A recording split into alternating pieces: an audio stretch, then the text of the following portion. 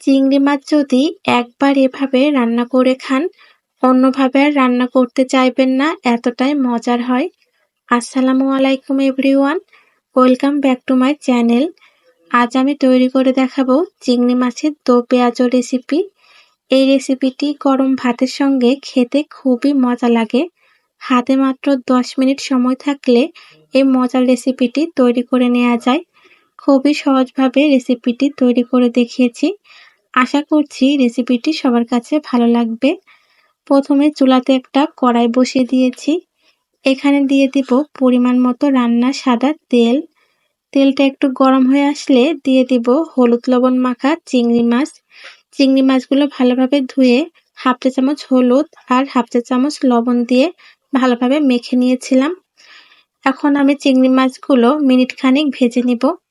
চিংড়ি মাছগুলো কিন্তু বেশি কড়া করে ভাজলে খেতে ভালো লাগে না, শক্ত হয়ে যায়। এজন্য চিংড়ি মাছটা আমি 1 মিনিটের মতো ভেজে নিব উল্টে পাল্টিয়ে। দুই পিঠটাই যেন লালচে কালার চলে আসে, এর থেকে বেশি ভাজা যাবে না।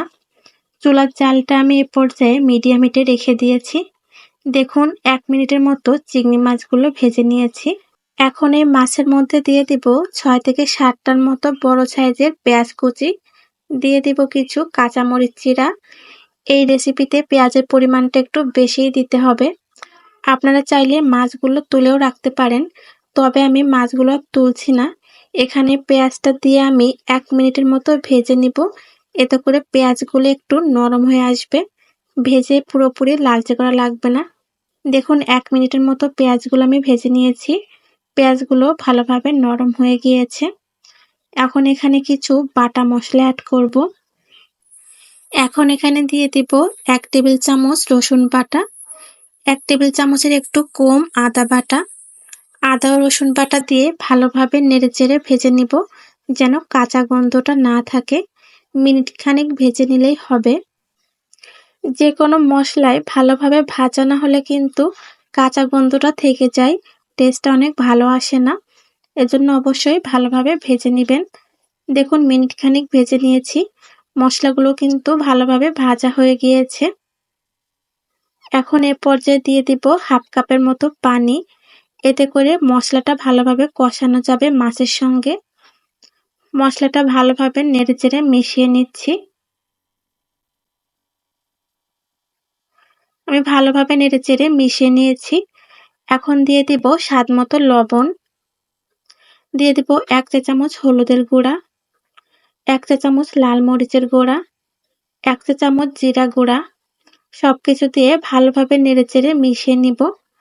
এখন এই মশলাটা মাছের সঙ্গে খুবই ভালোভাবে কষাতে হবে। যতটা ভালোভাবে কষাবেন মাছের টেস্টটাও কিন্তু ততটাই ভালো আসবে। ভালোভাবে কষিয়ে নিয়ে এখানে আমি হাফ কাপের একটু বেশি পানি দিয়ে নিয়েছি। এই পানিটা দিয়ে মাছটা ভালোভাবে জাল করে নিব, এতে করে মাছগুলো ভালোভাবে সিদ্ধ হয়ে নরম হয়ে যাবে। সবকিছু ভালোভাবে নেড়েচেড়ে মিশিয়ে নিয়েছি। এখন ঢাকনা দিয়ে মাছগুলো ভালোভাবে জাল করে নিব। ফিরে এসেছি কিছুক্ষণ পর। এর মাঝে আমি কয়েকবার ঢাকনা তুলে নেড়ে দিয়েছিলাম অফ ক্যামেরায়। এখন ভালোভাবে নেড়েচেড়ে দিব। অবশ্যই খেয়াল রাখবেন মশলাটা যেন নিচ থেকে পুড়া লেগে না যায়। পুড়া লেগে গেলে কিন্তু টেস্টটা নষ্ট হয়ে যাবে। এই দো পেঁয়াজু রান্নাতে মশলাটা পুরোপুরি মাছের গায়ে গায়ে লাগিয়ে নিতে হবে। এজন্য আমি আরো কিছুক্ষণ জাল করে মশলাটা আরো ঘন করে নিব। দেখুন আমি 2 মিনিটের মতো জাল করে নিয়েছি। মশলাটা কিন্তু মাছের গায়ে গায়ে লেগে গিয়েছে।